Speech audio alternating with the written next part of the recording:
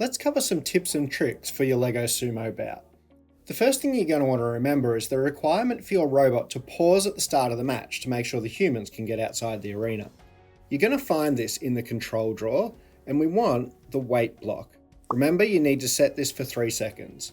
Don't forget to include this in your code, or you risk being disqualified from the match. Another thing you're going to want to keep in mind is how to keep your code running. If you attach anything to the when program starts block and run it, it's only going to happen that once when the program starts. If you want something to continually happen throughout the code, you need to put it inside a forever block. For example, if I wanted to create a bit of a patrol with my robot, if I get it to move to the right and then move to the left, if I attach this straight to the when the program starts, it would run once, but then my robot would stop. If I put this inside a forever loop, it's going to continue doing this throughout my code until the robot's told to stop. So the forever loop comes in really handy. If your robot's not performing throughout the match, maybe you've forgotten your forever loop. The next thing I want to talk about are called conditionals, which can also be found in the control drawer. Here we have things that can test if something's happening, and if it is, trigger one bit of code. If it's not, trigger another bit of code.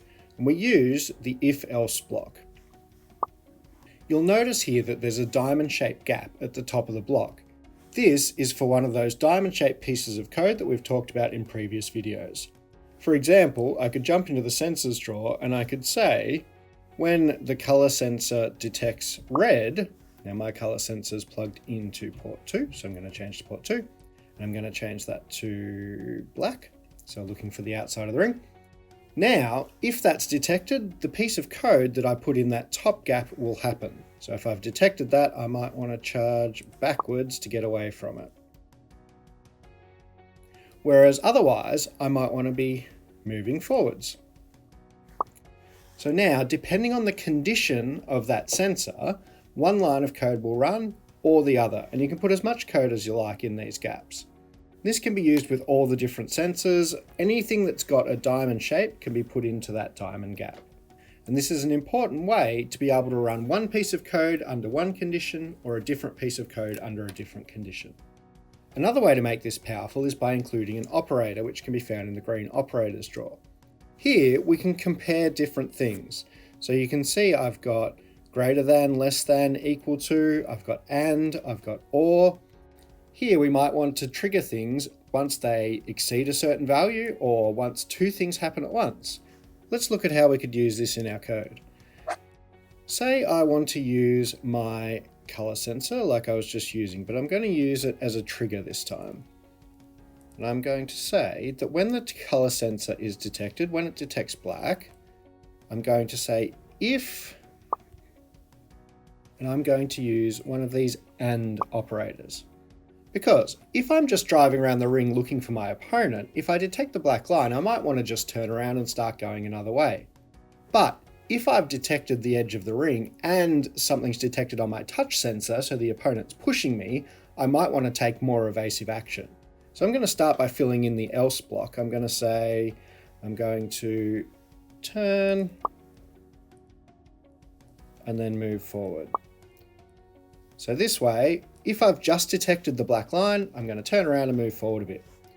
But if I have detected the black line, so number 2 is detected black, and my touch sensor is pressed, I might know that my opponent is pushing me towards the line and I want my action to be a bit more evasive. So this time, instead, I'm going to run one of my motors full speed, so 100% speed, well, not 1,000, 100% speed. I'm going to run clockwise for a second to try and pivot out of the way and hope my opponent drives themselves over the line. This is just a quick look at some of the operators and conditionals that you can use. There are a lot of others, so jumping back into the operations, you've got if something's not happening, you can use or, so having 2 different triggers. And again, using greater than or less than, this is really good for things like the distance sensor or if you're using light intensity or something like that. Jumping back into the sensors drawer, you can see we've got a wide variety of these diamond-shaped blocks that can be slotted into those gaps. And it really becomes up to you as to how you best combine those bits of code to get the result you're looking for with your robot. Another thing that can be really useful is down the bottom we have variables. Now when you tap on variables, there's nothing currently there, but there's a button at the top that we can make a variable. So I'm just going to call mine test variable. And once we've created it, we get a few blocks.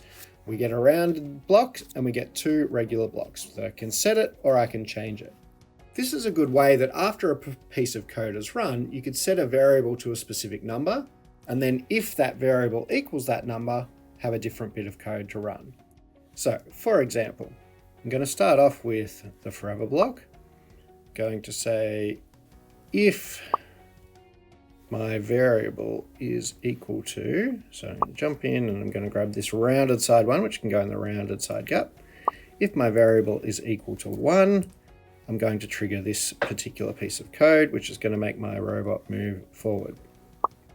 But if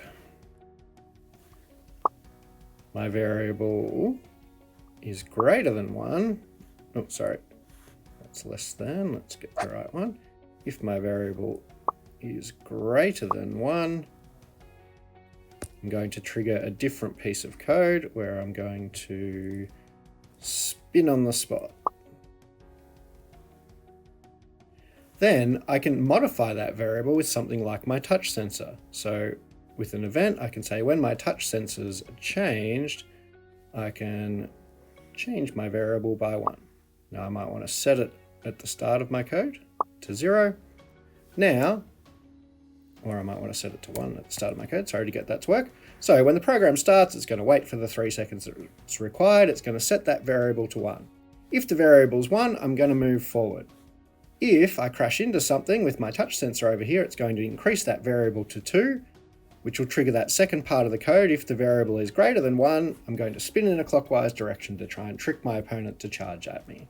These are just one really simple way that you could use a variable. There's a lot of different possibilities here, and it's up to you to be a little bit creative with it.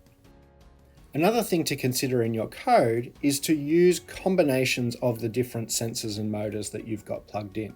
So for example, if when the touch sensor is pressed, you might want to use that to trigger the extra motor that you've got plugged in. So I've got my small motor plugged into port A. I might want to make it turn 90 degrees to trigger the flipper that I've built on the front of my robot. Or like I showed before, you might want to use 2 sensors together. So if the ultrasonic sensor says someone's close and my touch sensor is triggered, I want another piece of code to go. Combining the different sensors and motors that you've got available is one of the keys to having a really successful LEGO Sumo robot. These are just some of the tips and tricks that might help you out in your bout. It really comes down to your creativity and how you put together your robot and your code. Good luck, and we really look forward to seeing how your robot performs.